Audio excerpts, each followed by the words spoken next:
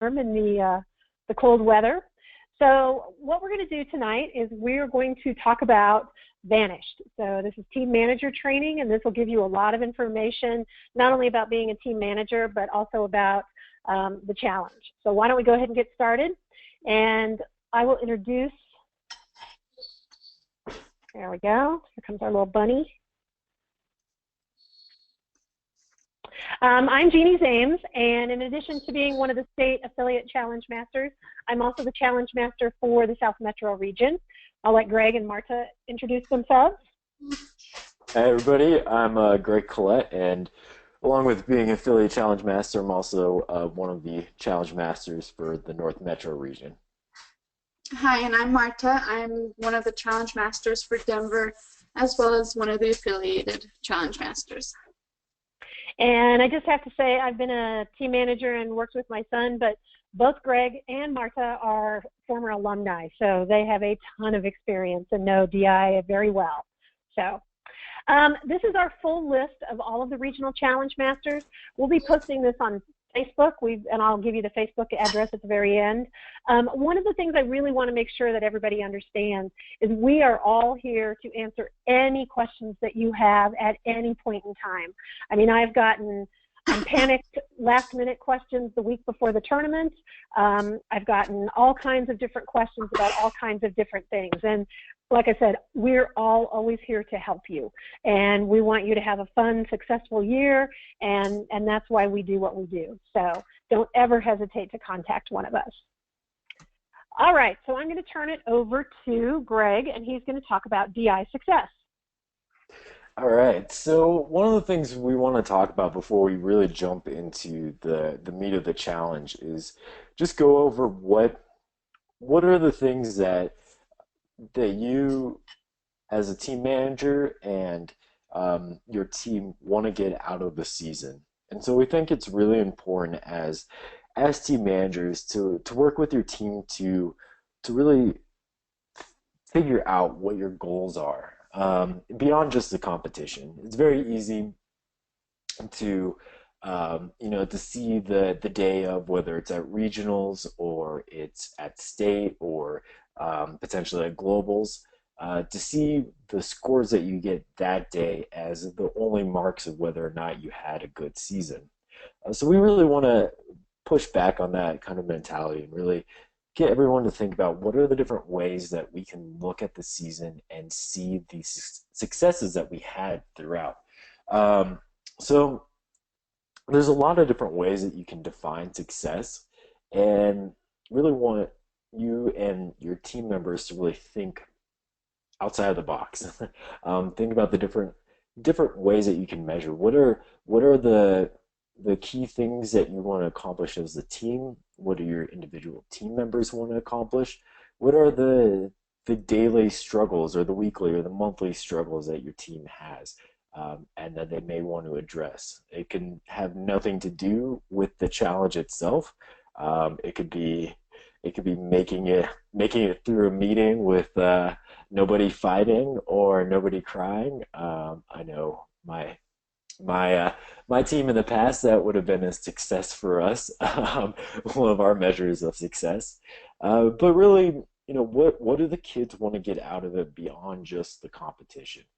There's a lot of benefits to really sitting down and spending time throughout the season, both at the beginning of the season, at the end of the season, and also even at multiple times during the season, to really define what it is you want to get out, and then reflect on how you did. It's really useful when it comes time to the end of the season to look back and say, especially if the competition didn't quite go as well as your team had been hoping, you can look back and say, hey, these are all the different ways that we grew. These are all the different things that we learned. And this season was a huge success. So really, yeah, I just want to emphasize to everyone as a way to build your team and to really really get the most out of the season is to look at what are the things that you really want to accomplish beyond just the competition itself. Okay. So I'm going to talk next about one other kind of success beyond just the the scores that you get back at the day of the competition, and those are special awards.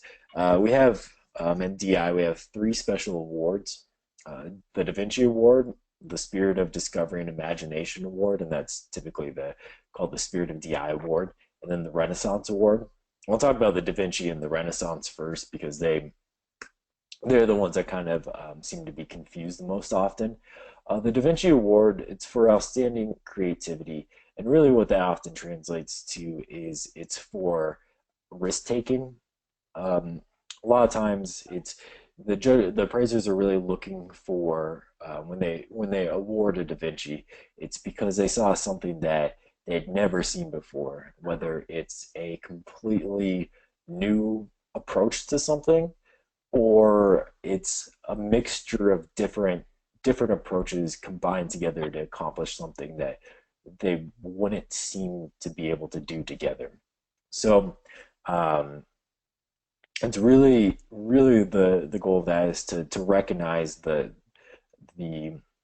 creativity, the risk taking, the innovative nature of DI, and to push kids to really think about how can they take materials that they've used differently in the past or they use in a typical way and reuse them in a new and exciting way, or to see something that no one saw before and to try to see that through fruition. One thing with the Da Vinci Award, because it's so there's so much risk inherent in that innovative, creative process. Oftentimes, Da Vinci Awards are awarded even if things don't succeed. So even if something doesn't quite perform the way it was intended to the day of the competition, um, appraisers can still give the Da Vinci Award because of the risk taking and innovation involved. And kind of jumping back to the idea of success, something too that we really want to emphasize with DI is, and the Da Vinci Award exemplifies that, is that that it's okay to fail, that failures are necessary on the road to success, and having goals, defined goals that you are reaching for, can help when you do hit a failure to see, what were the many successes in that. Was something you made something work while something else failed, and you can iterate on that and continue to build forward. So the Da Vinci Award, the goal of that really is to push the kids to try things that may fail, and that it's okay if it does fail. Really, what we're looking for is that creative risk-taking space. Then the next one, the Renaissance Award, on the other side of the coin is the Renaissance Award, which is really about execution and precision, and this can be, and same with the Da Vinci. The Da Vinci can be, whether it's a machine or it's a technical method or it's performance, or it's a type of design. Both of those can be either one. Renaissance is really that whatever was developed was executed extremely well. There wasn't any. Everything was efficient and effective. There wasn't any un, unnecessary movements or motions. Everything was timed perfectly and done perfectly well. So that's the Renaissance is, yeah, the other side of just technical excellence. And then the Spirit of Discovery and Imagination, or the Spirit of DI, really the goal of that is to really emphasize the collaborative nature of DI. Sometimes, with the competition being such a big goalpost for everyone, that we really want to really push that the key to DI, and the reason that the biggest successes come through our collaborative nature, whether it's through teamwork or helping out in other ways, beyond just competing, showing up and competing, or it's really just helping out another team if something goes wrong. A lot of times it's awarded in the face of adversity. Somebody's bus broke down, or one team member couldn't make it because they were sick. There's a lot of different ways a lot of different reasons it can be awarded, but I think sportsmanship and just the spirit of collaboration are really where that award comes into play, and something that we really want the kids to realize is something that's something we value as an organization, and that's something that we want to instill in the kids. And so that's award that you don't see all that often, but it is a really special award that we give out. So all the awards can be single individual awards, or they can be team awards, and it's the appraisers don't have a limited amount of awards that they can give. It's really just one more way that we can really help highlight what the values of DI are beyond just the scores at the day of the competition. Thanks, Greg. Right. All right, Marta, do you want to talk to us about the role of the team manager? Alrighty, so can everybody type into the chat box if you guys are new team managers or experienced, please? Is that possible? Can I see it? I don't know if you'll be able to see it, but I can certainly tell you. Lovely. In the meantime, the role of the team manager, whether you're new or old, is to keep the team happy, healthy, and safe.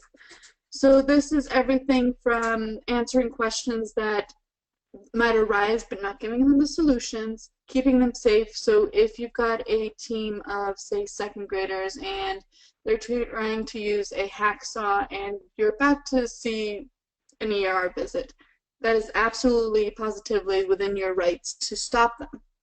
Now, one of the things that we like to stress is that a team, if they aren't able to use certain equipment, and we'll get to this interference in a minute, but they should find a different solution that they can use instead of using wood and power equipment to get where they need to go.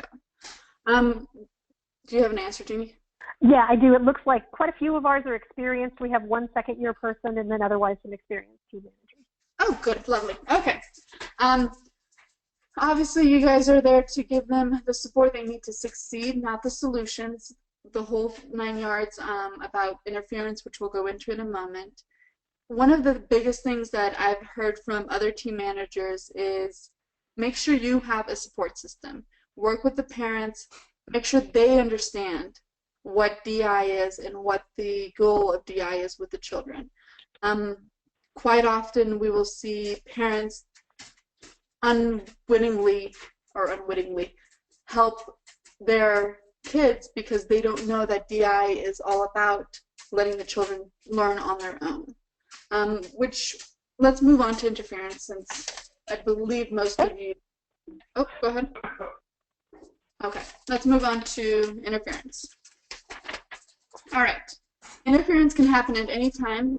Like I said, one of the biggest things that we see is with parents rather than team managers.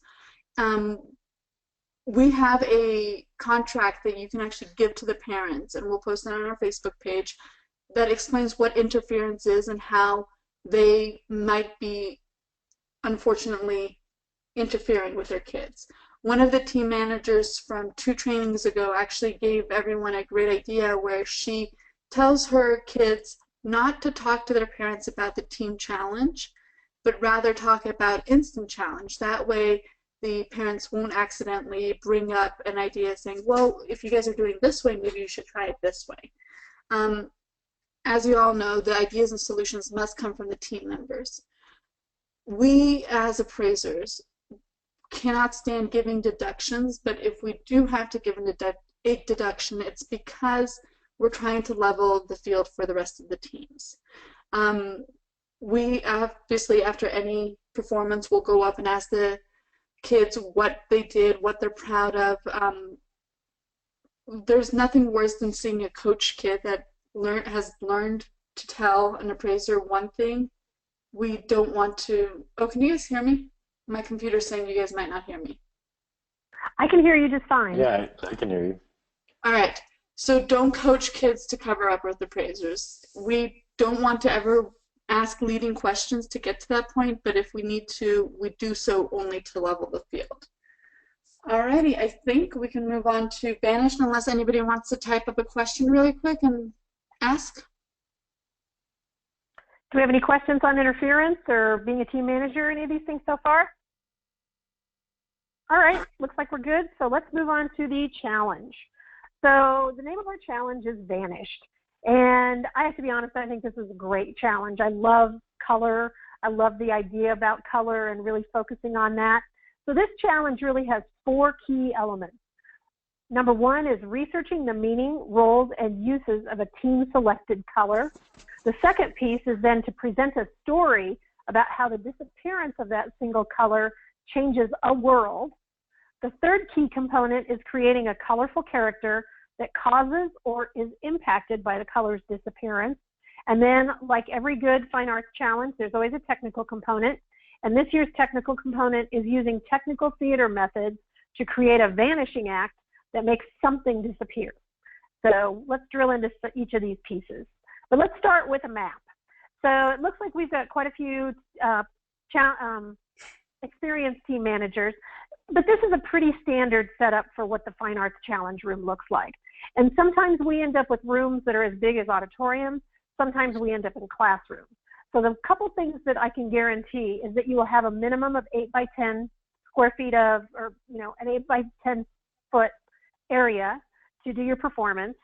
You may have more than that, but you will not have less than that. You will have electrical outlets. One of the things, and especially when we get to the technical piece, you cannot turn the lights off. So lighting is one of the technical theater methods, but you have to know that you can't change the lighting in the room. Sometimes there may be natural light through windows, there may be overhead lighting, and from a safety perspective, we have to keep that on. So, the kids will come in, they'll check in at the prep area, then they're able to move their stuff to the staging area, and the grown-ups can help them move their stuff to the staging area. But then when they move from staging to the performance area, the kids have to move everything themselves and have to be able to set everything up themselves. So especially when you get to those technical elements, for example, if you use a computer or use some sort of lighting or something like that, the kids just need to be able to carry it and be able to take that and set it up in the performance area. All right, so let's talk about the story. So very important element of this Fine Arts Challenge is you need to present a story about how the disappearance of a single color can change a world. And this can be anything from my world, Jeannie's world, to the entire universe. So it's up to the kids to define how big or how small that world is. And they want to, really focus as they do their research and things like that on the people, culture, nature, communications, emotions, all of the things that are impacted by color. And, again, like I said, I love color and I'm in marketing, and it's always amazing to me the different meanings that different colors have and how you need to pay attention to those kind of things, especially when you're doing global marketing. So this is a great place where kids can really do that research and learn those different things and even learn things from different time periods and that kind of thing. Their story can be set in any location. Sometimes the Fine Arts Challenges have to be on a place you can find on a real map. Not the case this year. It can be any real or imaginary, any time period, past, present, future. It can be outer space. It can be inner Earth, wherever the kids want to have that set. The points are earned for the effective theatrical portrayal of how the disappearance changes the world. So the things that the appraisers will really be looking for are things like theatrical methods and costumes and acting and how the performance is staged. Specifically, they'll earn points for the creativity of the story and clear and effective storytelling, which, as everybody knows, and everybody repeat with me on your own phone, on mute, has a beginning, a middle, and an end.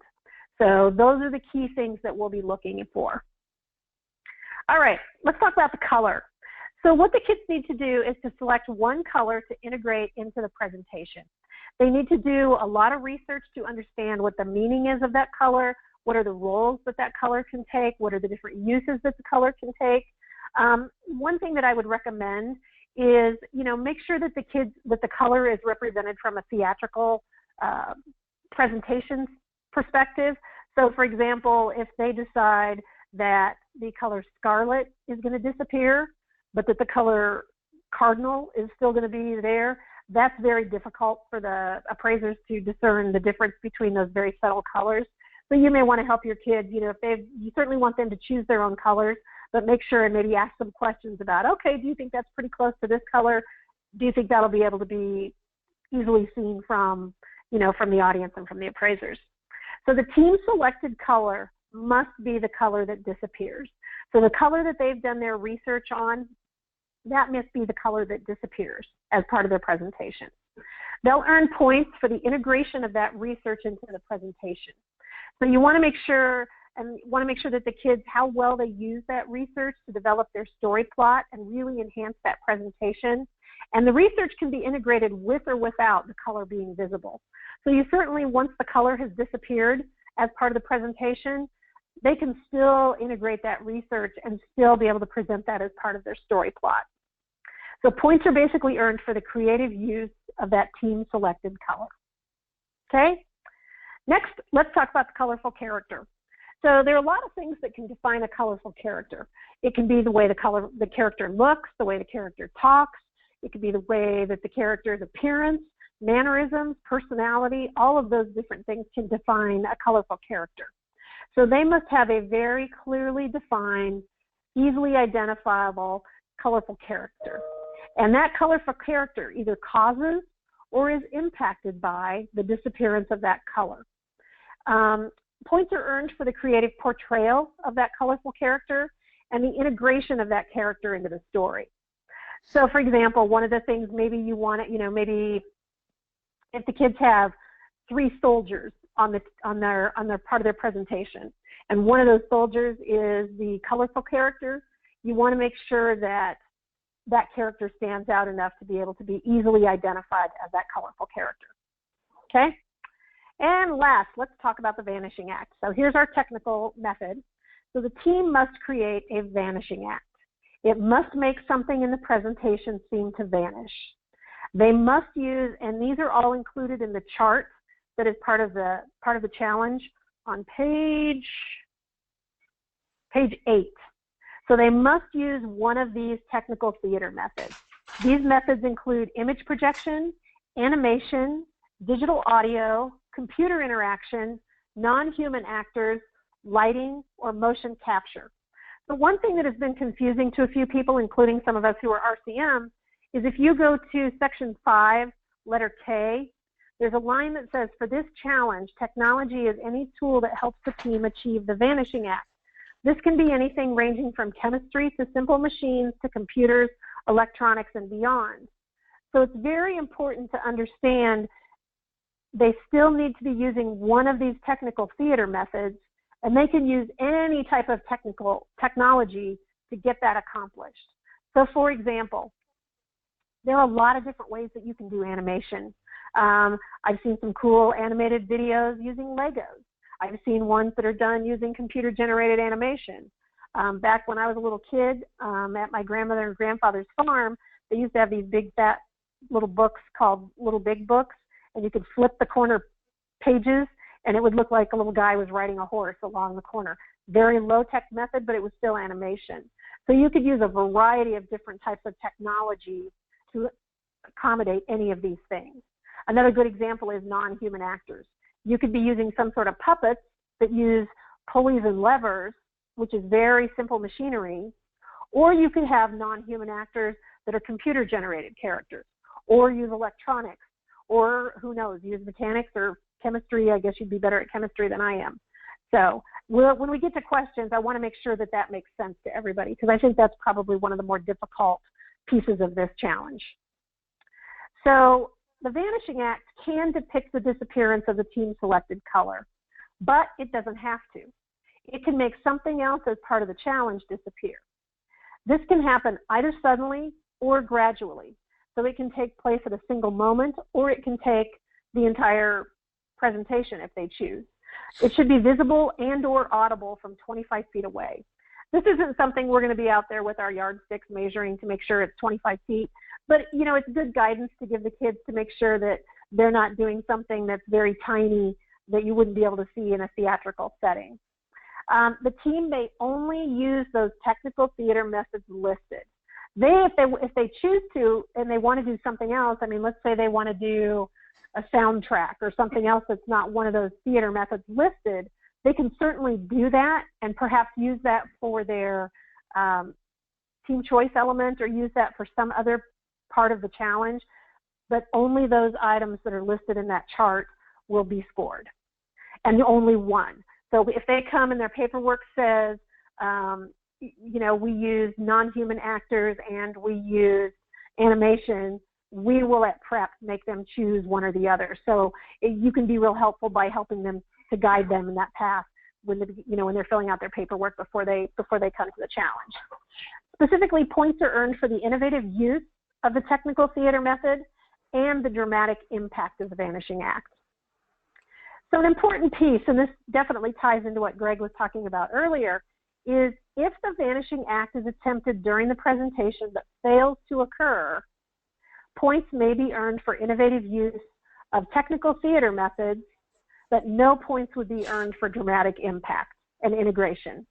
So they would still be able to get points if it fails for innovative use, but they wouldn't get the points for the dramatic impact. And I think that's a cool thing. The technology, and we talked about this, is any tool that helps them achieve that vanishing act. All right, at that point, I'm going to turn it over to Greg to talk about team choice elements. All right. So team choice elements are, they're an opportunity for the kids to really showcase some of their skills or talents. It's a way for teams to really learn something new or extend what they already know, and showcase it to the judges, to the praisers. So teams have, and it sounds like since the majority are experienced team managers, probably don't need to go into detail with the ins and outs of team choice elements, but there's obviously 2 team choice elements. The team can use anything to create them.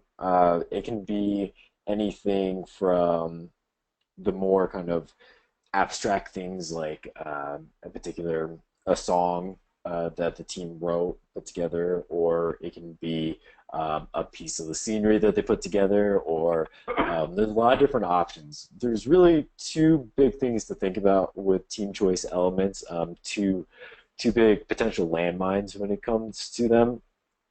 And the first is double dipping. So this is one of the things that we see a lot in the prep area, is team choice elements that have been designated by the team that are being scored somewhere else in the challenge. And so we really want to emphasize to team managers that choosing your team choice element should be something that happens in the beginning of the beginning of the season. Once the story has really started to form, one of the big scoring elements of team choice elements is integration into the presentation. So team choice elements should be something that really is developed alongside the story, makes sense within the story. Whatever the rules of the fictional world within the story, whatever the story is, as long as the team choice element makes sense within it. We kind of like to talk about team choice elements as kind of the frosting to the cake, or the sprinkles on a cupcake. They're not the foundation of the story, but they are a key part of it, and help add flavor to it. So when it comes to double dipping, if the team choice element is something that the appraisers cannot separate out from any of the other scoring elements, the kids will be asked if they would like to choose another team choice element. So there are some caveats to it, some exceptions. So for example, the exception is if it is something that the appraisers can separate out in their scoring. One example is, say, the contraption that the kids develop to cause the vanishing act is a box, and inside the box, the technical method and the technology all happens within the box to make something vanish. Well, on the outside of the box is a painting that the kids spent tons of time putting together. the painting itself has no impact on um, the innovative use of technical theater methods in the Vanishing Act or the integration of the Vanishing Act into the story. And so that can be something that the appraisers score separately. But if it's something that's happening within the box alongside the Vanishing Act, that's something that the appraisers can't pull out without either having to drastically reduce the points on the Vanishing Act itself, or give zeros for the team choice element because it's too integrated into the to the other scoring element.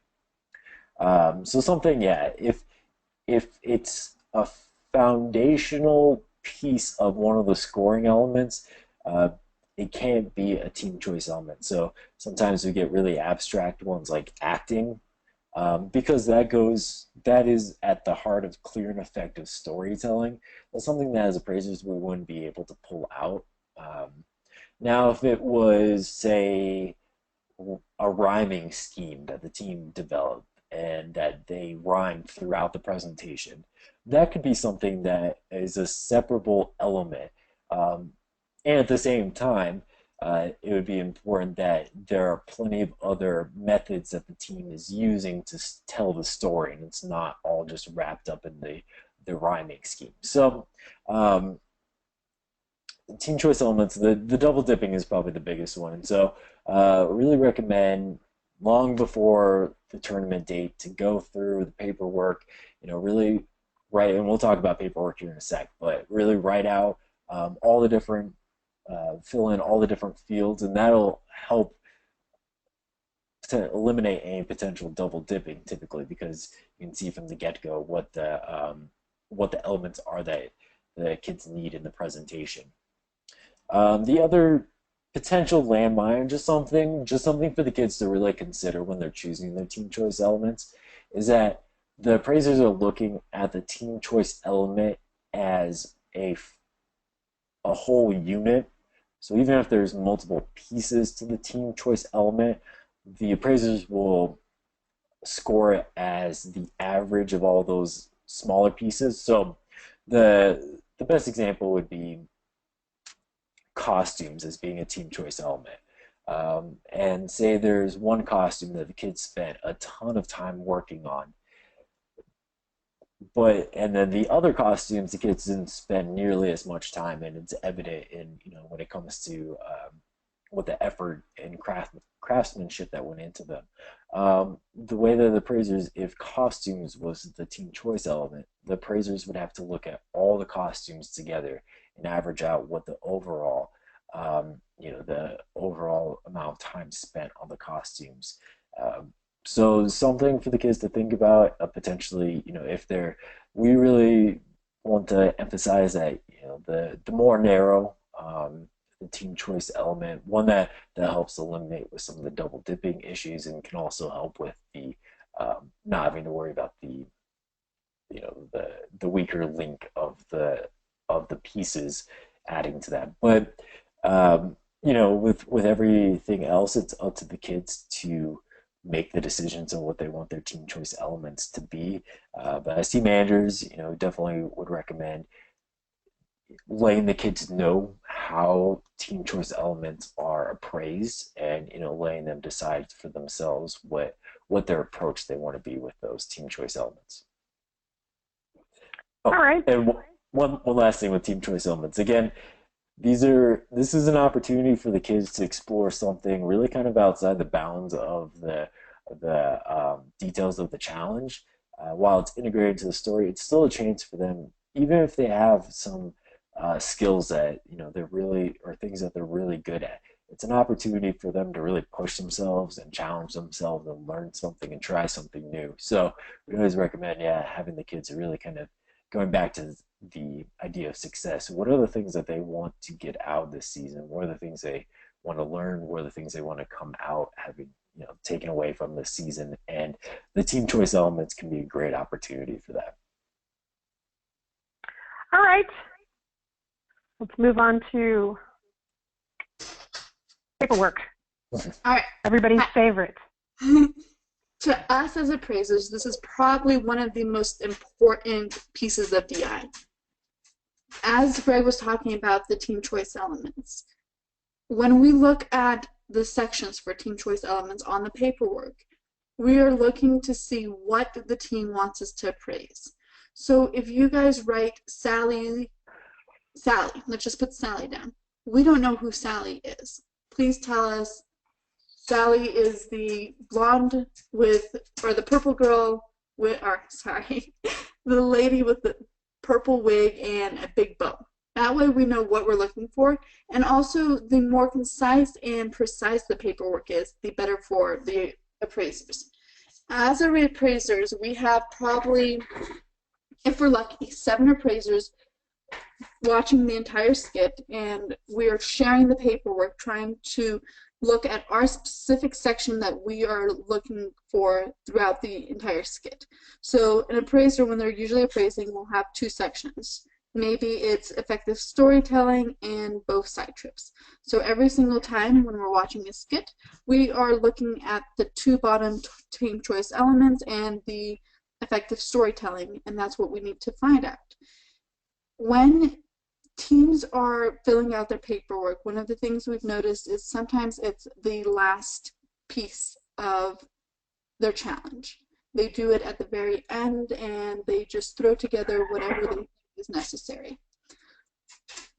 Many times we've had appraisers read the paperwork, expect to see something, say a black cat, and then there's no black cat in the story. It's really important to make sure that the paperwork translates to the appraisers in a way that we know what we're going to be looking for. Another thing about the paperwork is during prep, when we're going through the paperwork, this is #1 time that we might notice that there is double dipping that Greg touched on. So unfortunately during prep we might have to ask the teams to choose a different element. If you are filling out the paperwork throughout the entire process of coming up with your solution to the challenge, most of the time you'll be able to find those mistakes and have them corrected before you're getting questioned by the prep appraiser. One of the biggest things that we would like to suggest, but by no means is a requirement, is to provide multiple copies of the paperwork. In the rules of the road, it asks for 5 copies. If you guys are able to give us 10, by all means, please give those to us.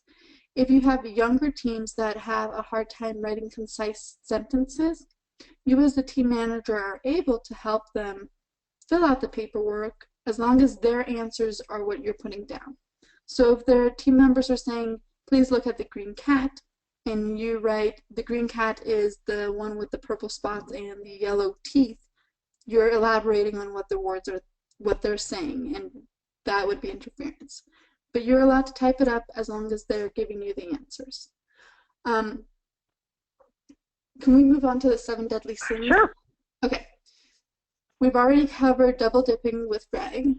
If anybody has any questions, please write them in the chat box so we can answer them.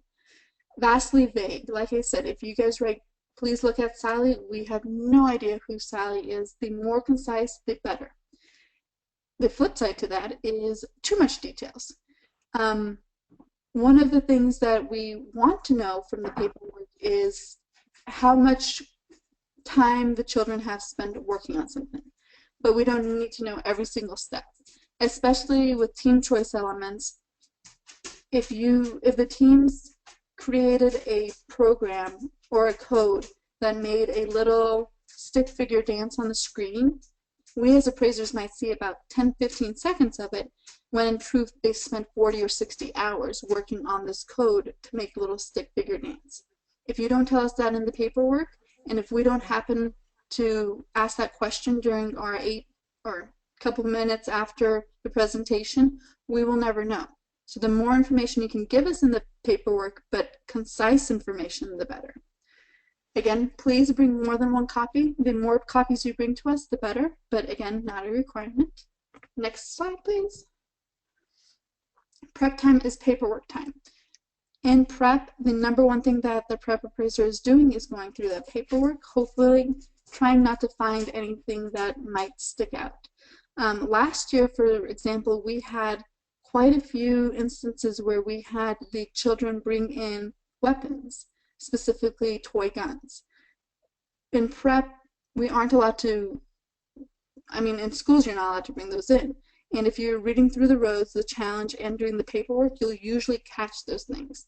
So again, paperwork, one of the most important things. Technical methods.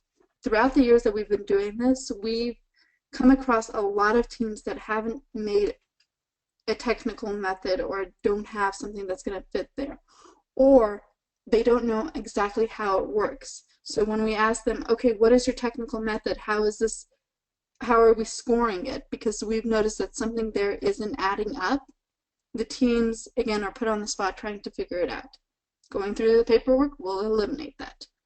And last but not least, please, pretty please, put your team name and team number on all of your paperwork. It's probably one of the little things that everyone forgets, but it's a very important number. Alrighty, after that, I think we're moving on to digital resources. Yep, we've got, there are a lot of amazing digital resources that you guys can go to. The International DI website has a lot of information, and you can find more information about the challenges. That's a great place to submit if you have any clarifications. The Colorado DI website, these are also both great things to follow on Facebook. I follow both of them, and it's amazing, just different videos and suggestions and ideas and all of those kinds of things. DI really is a community. And then last but not least, we do have a Colorado Fine Arts Facebook page, and we'll be posting a lot of the things that we covered today and posting all our addresses and that kind of thing. It's a great place to ask questions as well if you have questions. So with that, I would like to turn it over to questions. So we've had one question. So if you have any questions, please just type them in.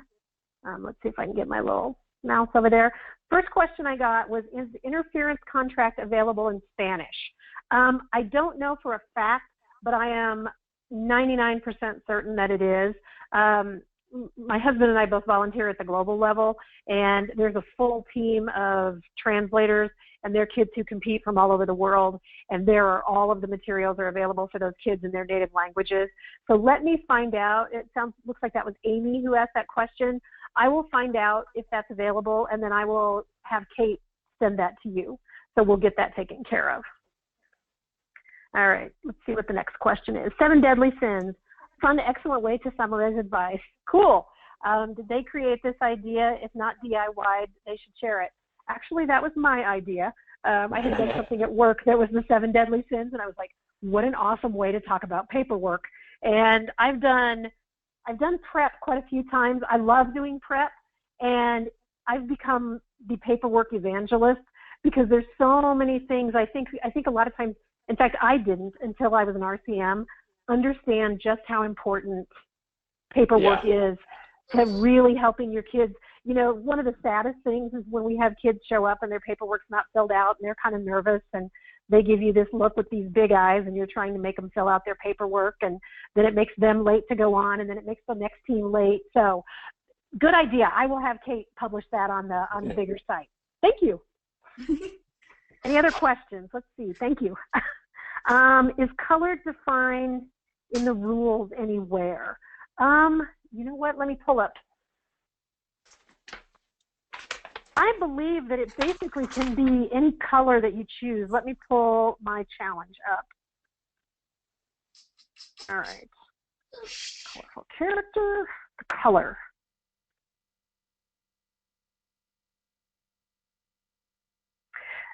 Can you give me a little bit more information about, kind of what are you looking for in terms of the definition of color?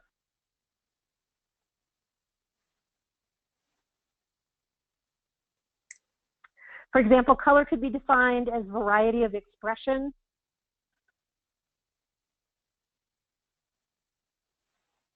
You know what? I would like to actually submit that to, let me get some information from like the International Challenge Masters, and then I'll post that on the Facebook page, okay? Because I want to make sure and get a clear answer. And yes, you're right. It does say Kate is talking. That's because Kate had other plans tonight, and this is actually Jeannie talking. So Kate sent me a note this morning saying, hey, can you do the webinar? I've got another thing going on. So So it's Jeannie's brainchild, if I can take care of my, or are we limiting color to something on the rainbow? I believe that is more along the lines of what color should be limited to, but I have a feeling that there probably are others who've asked that clarification question. So let me find out for sure. You know, you just want to make sure that it's something that it can be identified by the appraisers and that kind of thing. All right. Facebook link again, happily. Oh, there we go. Somebody's got a question. My team wants to use a robot that is owned by one of the teammates as a team choice element.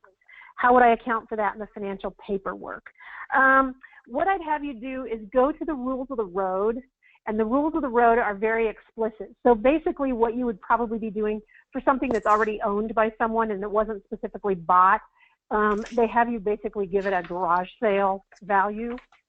So, you know, you say, okay, if my kid were going to sell this as a garage sale, we'd charge $10 for it, or we'd charge $5 for it, whatever, you know, depending on how fancy the robot is. Yeah, and I'd like, on that, probably want to emphasize, I didn't go over the points exactly for team choice element, but just something for the kids to think about that two of the three different ways that the team choice elements are scored are based off of creativity and originality, and then the other quality, workmanship, or effort that is evident. So just something for the kids to think about if it is something that's already pre-made being used in the presentation. Okay. I think I've answered all of the questions. Do we have any other? Oh, okay. Can you say more about what dramatic impact means in the Vanishing Act? So, you know, I'll use some examples like, I mean, I know everybody's seen Phantom of the Opera. And you think about some of the theatrical things that they had as part of that had an enormous dramatic impact. They absolutely, that special effect impacted the storyline and impacted what was going on from a plot line. You know, if you had something that was like a Vanishing Act that was pretty peripheral and really didn't impact what was going on as part of the story, it wasn't part of the conflict or part of the resolution or, you know, part of the beginning and middle and an end, then that would have less dramatic impact. Does that make sense?